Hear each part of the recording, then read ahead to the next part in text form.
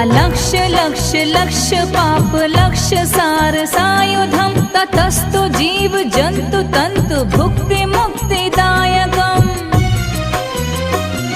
विरंचि विष्णु शंकर सखीय धाम वर्मदे त्वदीय पाद पंकजं नमामि देवी नर्मदे